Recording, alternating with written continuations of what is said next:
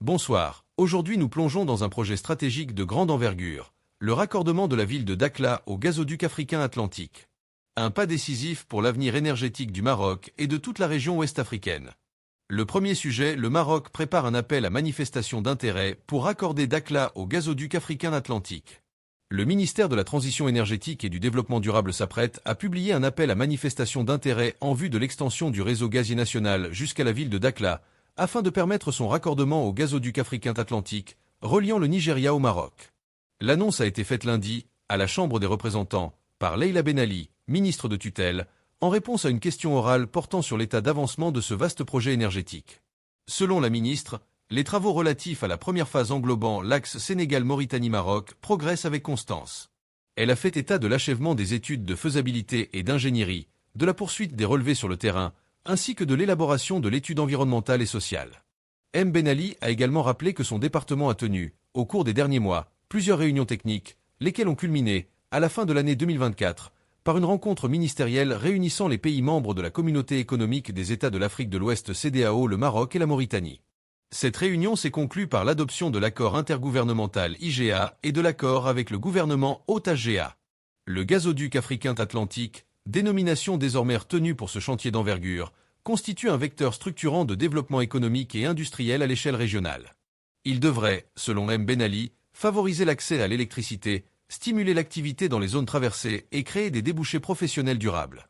Elle a souligné que ce projet, long de plus de 6800 km et doté d'une capacité annuelle de 30 milliards de mètres cubes de gaz naturel, s'inscrit dans la vision royale qui entend renforcer l'ouverture des pays du Sahel sur l'océan Atlantique et encourager leur intégration économique. Son coût global est évalué à 25 milliards de dollars. Il devrait également poser les fondements d'une transition progressive vers une économie fondée sur l'hydrogène vert, dont le Maroc entend devenir un acteur central. Le deuxième sujet, gazoduc Nigeria-Maroc, Dakhla bientôt connecté au futur corridor énergétique africain. Le méga-projet énergétique entre le Nigeria et le Maroc franchit de nouvelles étapes. La ministre Leila Ben Ali dévoile les dernières avancées et confirme le rôle stratégique de Dakhla dans ce chantier continental. Le ministère de la Transition énergétique se prépare à lancer un appel à manifestation d'intérêt pour le développement du réseau gazier national en direction de Dakhla.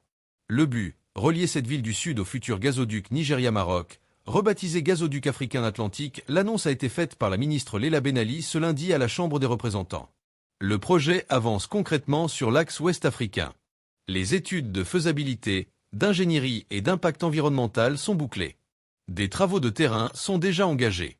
Selon la ministre, la phase reliant le Sénégal, la Mauritanie et le Maroc marque un tournant opérationnel pour le chantier. Les pays concernés resserrent leurs rangs. La réunion ministérielle tenue fin 2024 a permis d'adopter deux textes clés, l'accord intergouvernemental IGA et l'accord avec le gouvernement OTAGA. Ces accords jettent les bases légales et diplomatiques de la coopération régionale autour du projet. Avec ses 6800 km de long et une capacité de 30 milliards de mètres cubes par an, le gazoduc se veut un trait d'union entre le Nigeria et l'Europe, via le Maroc. Un projet pensé pour dynamiser l'accès à l'énergie, soutenir l'industrialisation régionale et renforcer l'intégration économique du continent. Ce chantier titanesque représente un investissement estimé à 25 milliards de dollars. Au-delà du gaz, il pose les fondations d'une transition énergétique orientée vers l'hydrogène vert. Le Maroc entend ainsi consolider son statut de hub énergétique entre le Sahel, l'Atlantique et le vieux continent. Merci d'avoir regardé cette vidéo jusqu'à la fin. N'oubliez pas de vous abonner, liker et partager pour ne rien manquer de l'actualité énergétique et économique du continent.